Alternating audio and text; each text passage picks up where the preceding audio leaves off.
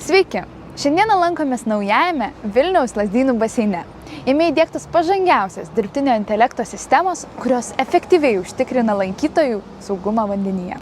Lazdynų baseinas yra ypatingas tuo, kad čia mes turim, sakykime, šiai dienai daugiausiai naujovių įdiegtų.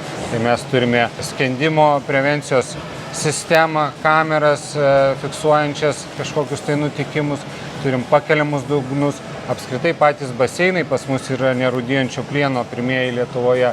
Taip pat turime šuolininkų vienintelės tokias erdvės Lietuvoje pilnai atitinkančius tarptautinius standartus. Turime Lazdynų baseine 2 baseinus, šuolių baseiną, kuriame esame, ir olimpinį 50 metrų plaukimo baseiną.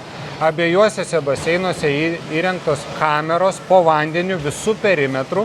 Tik dar šuolių baseine yra 2 lygiais įdiegtos kameros, kadangi dugnas yra kilnojamas, tai jeigu mes pakeltume dugną iki, sakykime, 1,20 m gylio, apatinės kameros nefiksuotų po dugnu nieko, o fiksuotų viršutinės kameros. Šitos sistemos esminis dalykas, kad mūsų gelbėtojams dirbantiem Lazdynų baseine palengvintų darbą. Mums iš karto pareina signalas į mūsų racijas.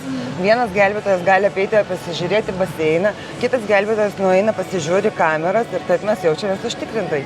Kiekvieną dieną turime pastoviai 3 gelbėtojus ir jie nešiojasi su savimi racijas, kurios sujungtos su sistema, ir jeigu įvyktų kažkokia nelaimė, žmogus skęstų ir jisai nejudėtų po vandeniu jau 10 sekundžių, gelbėtojams į raciją ateitų signalas garsinis ir ekranėlyje, sakykime, identifikuotų tą kamerą ir tą zoną, kurioje vyksta nelaimė. Ir jie tada lengviau susiorientuotų ir galėtų nedelsiant skubiai šokti ir gelbėti skęstantį žmogų. Tai Renata, kiek kartų yra tekę šokti į vandenį ir gelbėti žmogų? Per savo gelbėtojas karjerą tikrai yra nemažai tekę gelbėti, šokti. Ačiū Dievui, kad viskas buvo gerai, iki gaivinimo nereikėjo, bet visko buvo. Lazdynų baseine pas mus nereikėjo dar nieko. O buvo kažkokių konkrečių pavyzdžių?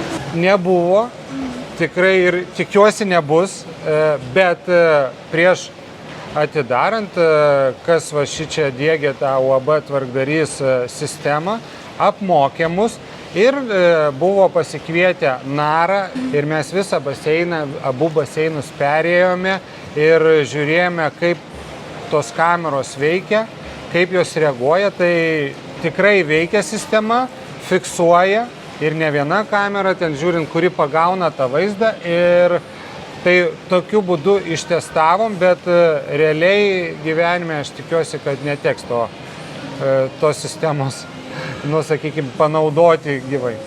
Ne tik yra kameros sujungtos į, sakykime, kompiuterį, bet šita sistema dar yra protinga, vadinkim, jinai yra paremta tuo dirbtiniu intelektu, duomenys kaupia, jinai pastoviai juos analizuoja ir vadinkim, kad kas nors nenorėtų jos apgauti ir be reikalo nekelti aliarmo, tai nuolatos ta sistema mokosi, jinai turim pajungę ją tiesiogiai su Norvegija, kur visas ta sistema atėjus iš tenai ir jinai nuolatos mokinasi pati.